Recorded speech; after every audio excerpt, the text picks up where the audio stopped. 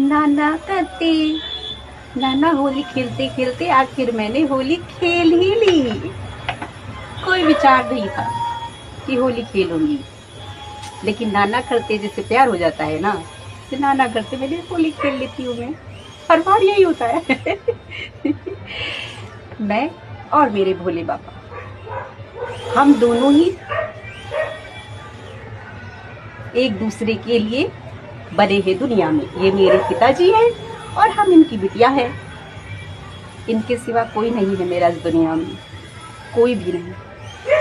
सच कहूँ, कोई भी नहीं। अगर ये ना होते तो हम इस दुनिया में शायद जिंदा ही न रहते। ये होली कोई महत्व नहीं रखती मेरे लिए, बस खेल लेते हैं।